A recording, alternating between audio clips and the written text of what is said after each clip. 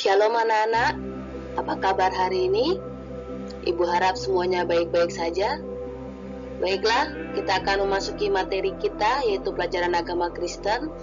Sebelum belajar, mari kita bersatu di dalam doa. Terima kasih Yesus, terima kasih Bapa untuk segala berkat yang Kau berikan kepada kami. Tuhan Yesus, sebentar lagi kami akan memulai pelajaran kami.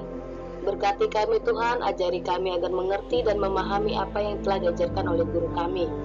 Di dalam nama Yesus Kristus, kami berdoa dan mengucap syukur. Haleluya.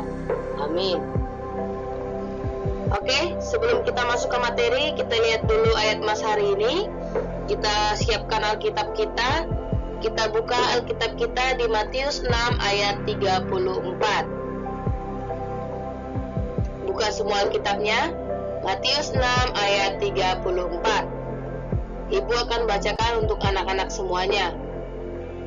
Sebab itu, janganlah kamu khawatir akan hari besok, karena hari besok mempunyai kesusahannya sendiri. Kesusahan sehari cukuplah untuk sehari.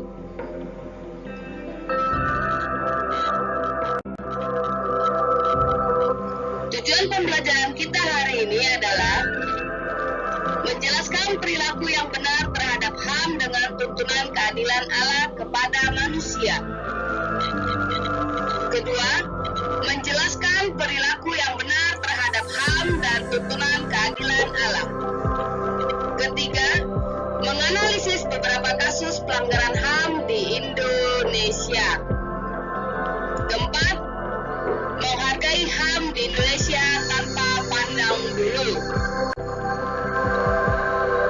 Oke, materi kita hari ini adalah pelanggaran terhadap demokrasi. Di mana minggu-minggu lalu kita sudah belajar apa itu demokrasi, bagaimana demokrasi dalam Alkitab, bagaimana demokrasi di Indonesia, lalu nilai-nilai apa saja yang ada di dalam demokrasi. Sekarang kita belajar tentang pelanggaran terhadap demokrasi. Kita siapkan buku kita, buku paketnya halaman 18. Pertama, kita akan membahas mengenai harga sebuah demokrasi.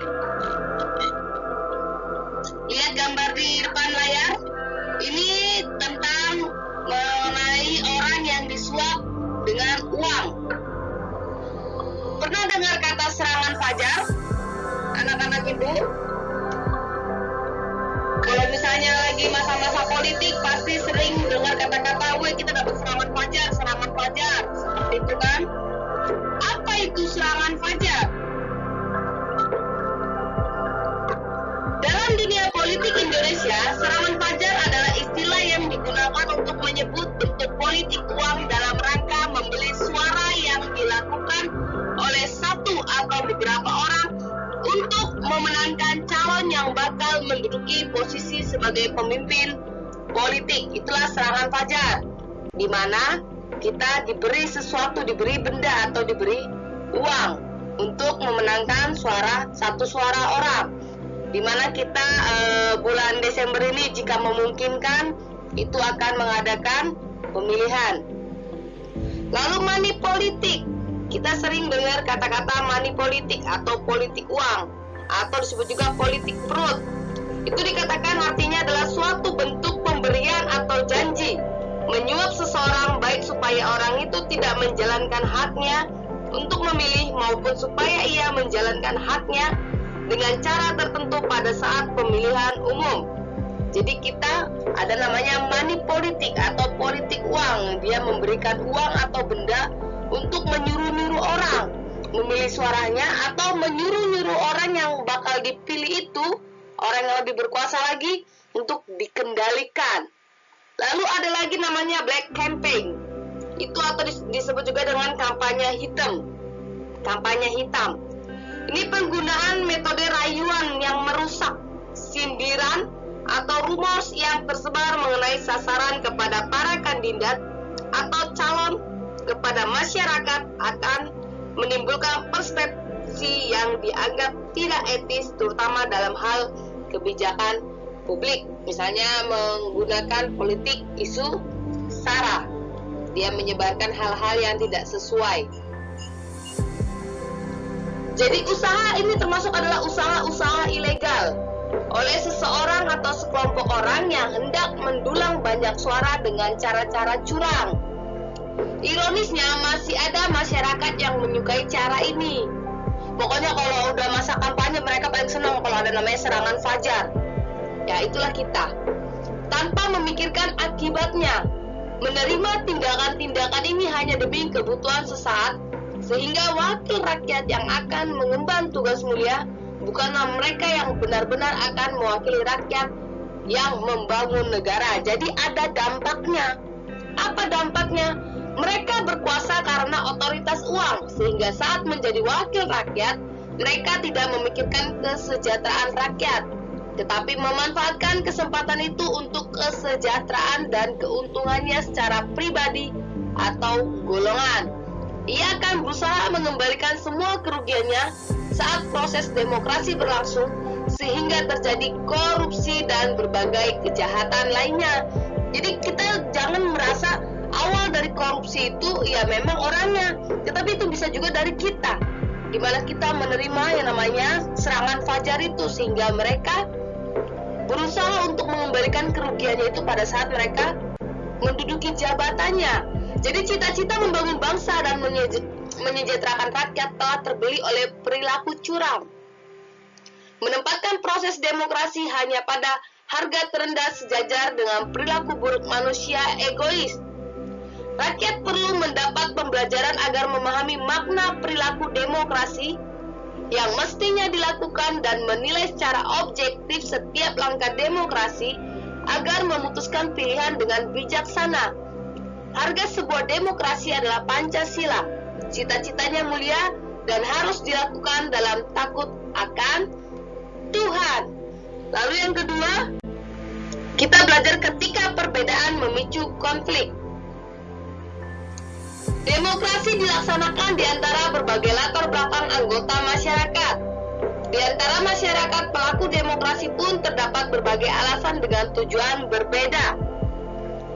Demokrasi sejatinya menyatukan semua perbedaan untuk satu tujuan yang mulia, yaitu kepentingan bangsa dan seluruh rakyat Indonesia, bukan kepentingan pribadi, kelompok, ataupun golongan.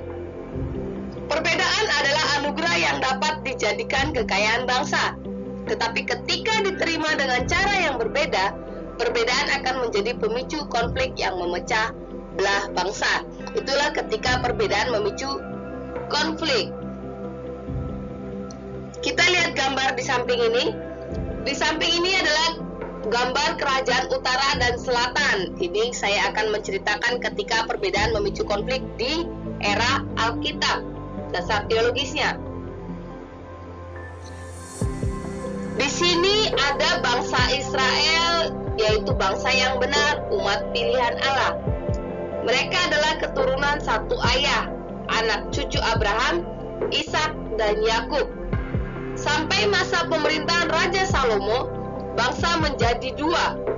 Anak-anak Salomo yaitu Rehabeam dan Yerobeam saling merebut tahta. Jadi itulah ketika perbedaan memicu konflik.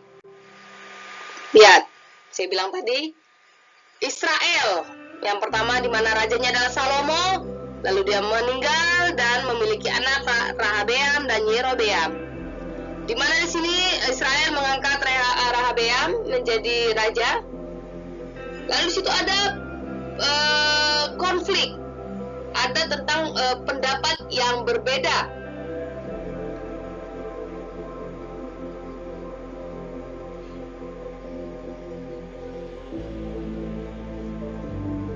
Setelah kematian Raja Salomo, kerajaan itu terpecah menjadi dua. Anak-anak Salomo yaitu Rehabeam dan Yerobeam saling berebut tahta. Inilah awal kerajaan Israel mulai goyah. Jadi ketika Rehabeam menjadi raja, itu banyak para petua-petua ingin keringanan tanggungan yang berat selama masa pemerintahan Salomo. Tetapi di sini si Rehabeam nggak mau, dia tidak mau mengikuti para petua-tua itu. Para petoto itu mengatakan di 1 Raja-Raja 12 ayat 14, ayahmu telah memberatkan tanggungan kami, maka sekarang ringankanlah pekerjaan yang sukar yang dibebankan ayahmu, dan tanggungan yang berat yang dipikulnya kepada kami, supaya kami menjadi hambamu.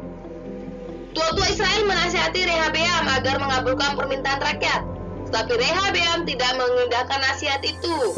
Raja Rehabeam terhasut oleh perkataan orang-orang muda yang sebaya dengannya. Jadi di sini dia tidak menghargai pendapat. Ia pun menjawab rakyat Israel, ayahku telah memberatkan tanggungan sebaya denganmu, tetapi aku mengubah tanggunganmu itu. Ayahku telah menghajar kamu dengan cambuk, tetapi aku akan menghajar kamu dengan cambuk yang berduri besi.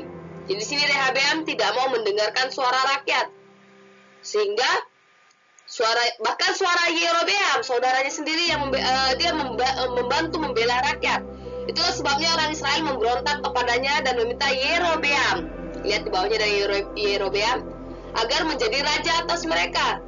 Jadi dua suku Israel meninggalkan Rehabeam dan memisahkan diri dari pemerintahnya.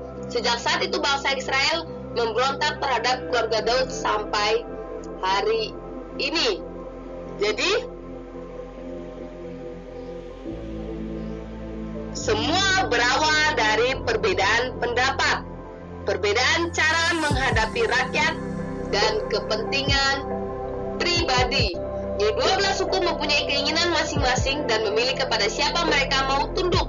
Kedua anak Raja Salomo pun menginginkan kekuasaan dan jabatan sebagai raja. Pada saat keinginan berbeda menjadi penguasa tertinggi, persatuan pun terancam dan perpecahan menjadi jalannya pasti. Oleh sebab itu perbedaan tidak boleh dipandang sebagai ancaman, tetapi sebagai kekayaan untuk persatuan yang kuat. Jadi masa-masa perbedaan berpolitik itu sudah ada pada masa Alkitab, perjanjian ini. Tapi janganlah menjadikan perbedaan itu menjadi suatu konflik, tetapi menjadi suatu kekayaan untuk pemersatu yang kuat. Oke, sekarang kita masuk ke tugas. Buka bukunya semua, halaman 20. Di sini ada 3 kolom, di mana ada nomor, pertanyaan, dan jawaban. Pertanyaan yang pertama adalah, bagaimana cara orang Kristen atau gereja mengatasi politik uang?